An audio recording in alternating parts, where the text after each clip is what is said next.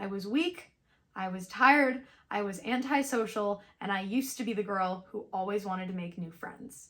Hello everyone, my name is Angelina Scripter.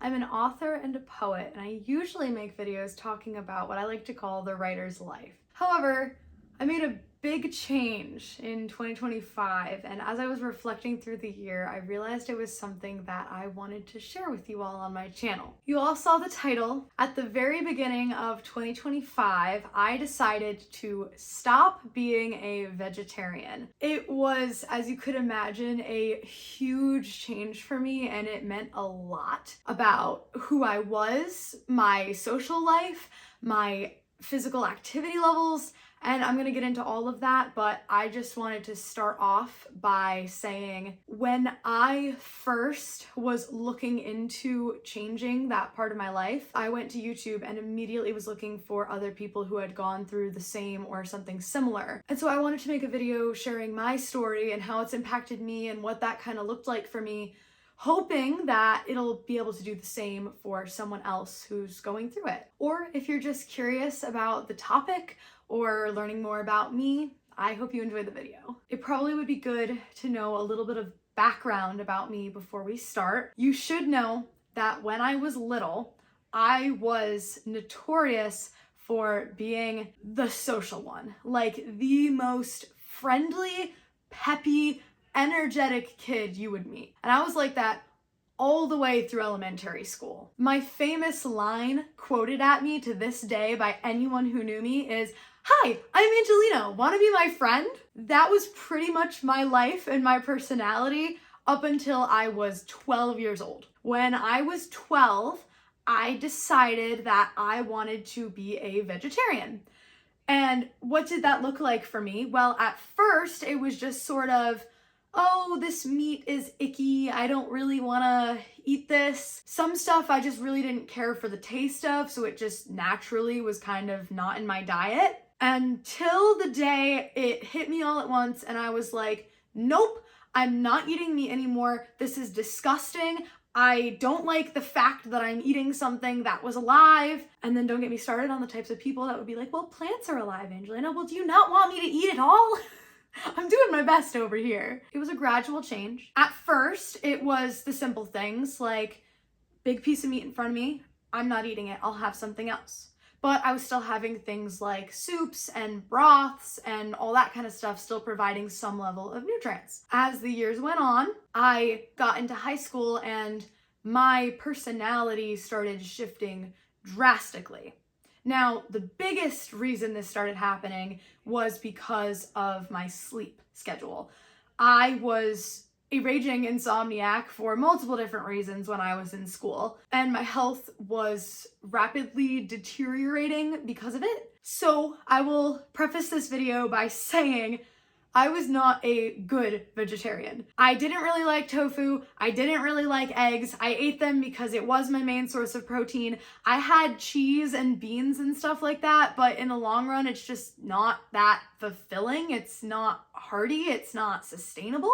But for a while, it seemed okay because, well, I, to be honest, wasn't living a very active lifestyle anyways. School basically consumed who I was for a while. My days consisted of trudging through each day, waiting to get to the next, where I would sleep a couple to a few hours every night and continue on with this until, honestly, I graduated. Part of my story is that I didn't go to college. I pursued writing, and I'm blessed enough in the circumstances that I was provided with to be able to pursue this dream. I didn't have to spend all my money going to school. I was able to start up a career, start up a business, and that's where I'm at right now, trying to grow and pursue that dream. But after I had that freedom, I realized I didn't really like who I was anymore. I realized I wasn't the person I used to be. I didn't know where she went. And quite frankly, I missed her. I missed the peppy, happy, bubbly little girl who would just walk up to people and say, "Hi, I'm Angelina. Want to be my friend? Let's talk about something." Well, I decided I was going to change my lifestyle. Number one thing, I need to fix my sleep schedule. I found out right after high school that I was killing my vocal cords. If you are familiar with my YouTube channel, you'll see from the videos in 2022 when I first started this channel, my voice was nowhere near as healthy as it is now. Hello everyone, my name is Angelina Scripter. If you don't know me, I am an aspiring writer and poet. And if you do know me, I thank you for returning to watch again. And I was a singer.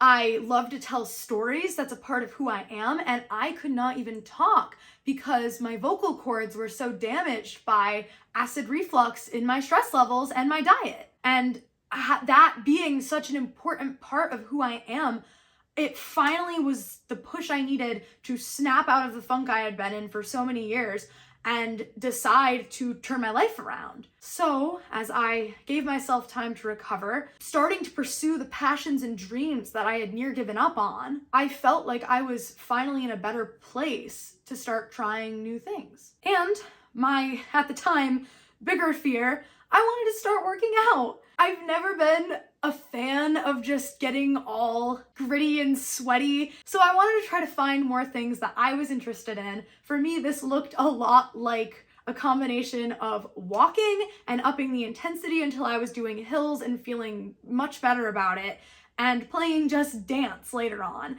And that's a whole nother story, but it's important to find the things that connect with you, that it's not a pain to do something that's good for you. But I noticed as I started walking and taking on these hills, I was feeling so incredibly drained. My mom was the first to suggest that it was my diet. I was taking all my vitamins, I was taking the supplements that I had, I was drinking my protein shakes, and everything just stopped feeling like it was enough. I constantly, at the end of every single night, felt drained. And my sleep was better than ever. My overall health was better than ever. But I felt like something was seriously missing. This was a couple years after I graduated now. This was getting into 2024 and throughout 2024, where I was feeling much more established in who I was. I'd published 2 books and felt like I had an identity both in myself and in Christ. And I was going to church and meeting all these new people, and I, quite frankly, at the start, wanted nothing to do with them.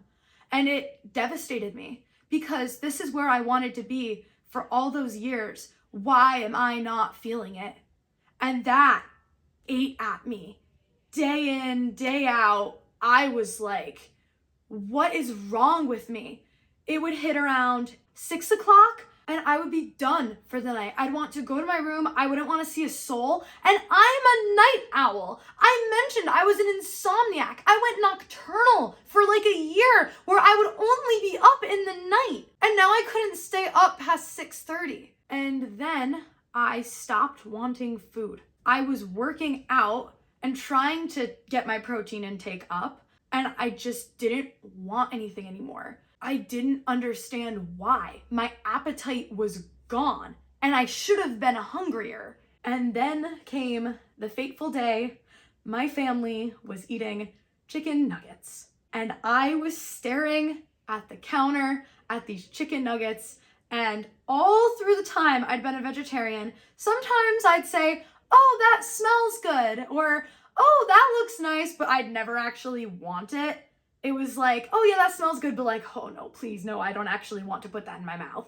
And these chicken nuggets were like the only thing I wanted to eat. Like, it was like the hunger hit me all at once. Like, my stomach's rumbling. I think I was drooling, and I'm staring at them, and my sister witnessed this whole thing, and she's watching me like, Angelina, do you want a chicken nugget? And I broke down. I'm like crying, shedding tears over this. My parents are watching me like, what is wrong with her? Something's seriously wrong with her. And I realized I was crying because I did want it. I think it just has to do with the fact that I needed more protein in my diet.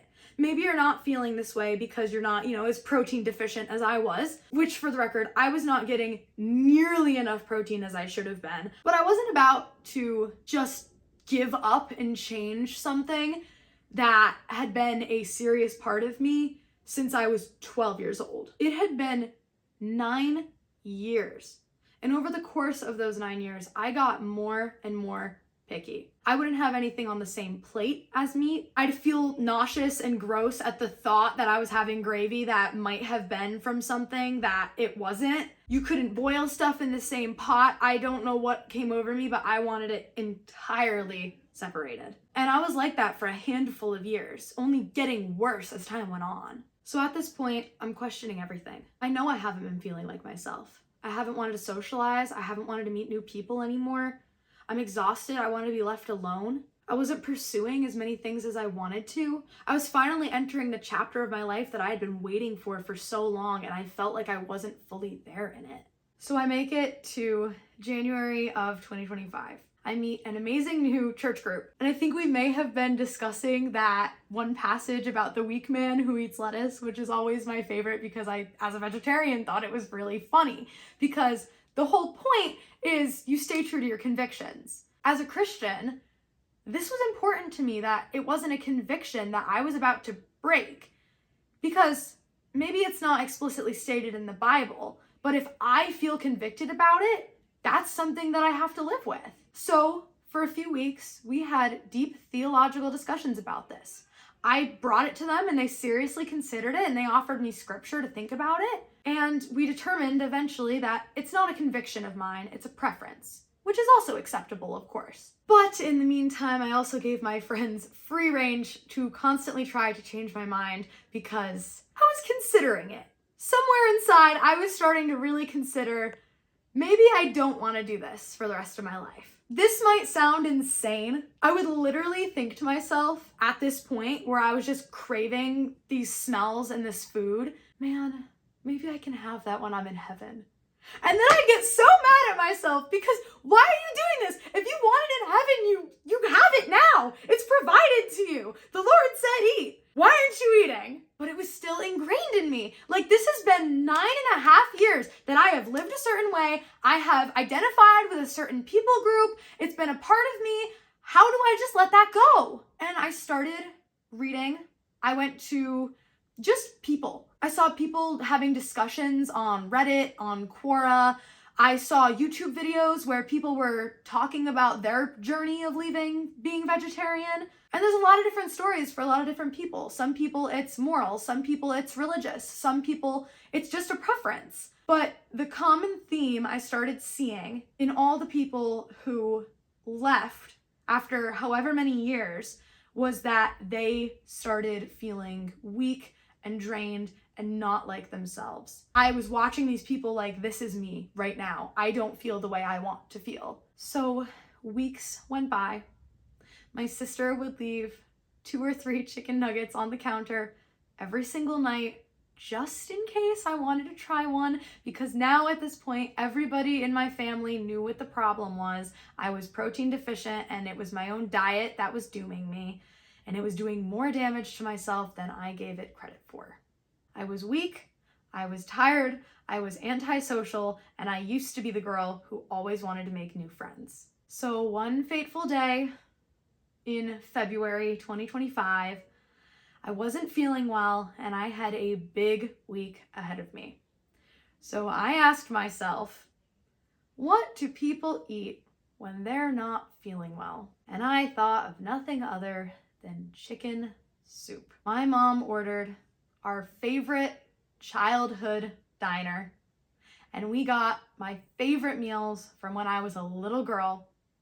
And for the first time in 9.5 years, I tried meat. It was delicious. It was so good. And now I dedicate this second portion of the video to talking about what life has been like since that change, because it has been nearly a year since then, and I wanted to really allow myself some time to seriously talk about what has changed in both myself, my physical health, my well-being, my social life, all of those things. It's been a lot. First things first, common misconceptions, at least in my experience. I have heard that it takes a long time to readjust to having meat. You're not used to it anymore, you don't have the enzymes to digest anymore, and you need to build it up slowly. That was not the case for me. It could have been because I was so deficient and just craving it so badly, but I've heard in my own experience and in those that I've seen and watched, I could eat whatever I wanted. The only actual difference is that I would get really full really fast. First night, I tried the chicken soup and I was going to start easy, but there was also beef chili in front of me, and it was my absolute favorite food when I was little, and the smell hit me all at once and I just wanted to try it. I ate like this much and I felt so full. It was insane because I can't tell you how many years went by with me complaining that I felt empty. I also wasn't having that many carbs because I was trying to have a healthier diet, and carbs would be more filling, but again, they're not that great for you, so I was trying to cut them out more so. So I had a tiny bit of beef chili, a little bowl of soup, and also some broccoli Alfredo, which is what I usually ate. And at first, I thought what got me full was the meat to begin with. And I think after a couple more days of trying new things, it was actually the combination of the pasta with the meat. That's not to say I was always super hungry though, because like I said, I did get filled even without the pasta. But as for things like digestion and processing it all, I was totally fine. I was trying new things every day, and a couple weeks after that, we went on a really great family trip, and I had tried so many new foods. My uncle was there cooking steaks. There was seafood, which I didn't really try, but I tried a couple bites of a fish taco. Not my favorite, but I tried it. I tried sushi, and the fateful day that my Bible study finally came over, one of my friends had always joked every single time he'd slide a plate of chicken in my direction and say, "Ladies first." And he finally offered me a plate and said, "Why don't you go first?" And I took a bite in front of them all, and it was great. It was such a great memory, to be completely honest. It also accidentally provided amazing new social experiences for me because some of the friends I've had have only known me as a vegetarian. I didn't tell them. I waited until we went out to eat or they came into my house and we'd have something, and I would just eat it in front of them, and their reactions every time killed me. It was so fun. He's got bacon. And of course, you're probably waiting to see the biggest question of all. How did I feel? Wonderful. I felt amazing almost immediately after. It was like that thing that was missing completely from my life was protein. It's insane what it did for me. Immediately, I was waking up with so much energy, ready to go for the day, wanting to work out, wanting to go see things and people and socialize and interact with everything. I had so much passion and energy, and I wanted to spend it every single day, and it never went away. So now it's been nearly a year. How am I feeling? What's it like? It's still amazing. It's introduced such a strange level of joy in my life. Like, imagine being a little kid and getting to experience something for the first time. But now you're an adult, and it's something you know you liked and missed as a kid. But now you get to experience it for the first time all over again. This is actually really strange. I wasn't processing taste at first. Like my first chicken tender, my first bite of steak chili, my first piece of steak, all that stuff, like it wasn't setting in at first. I'm like, this isn't what I remembered it tasting like. And I'd wait, a little time would pass, I'd try it again.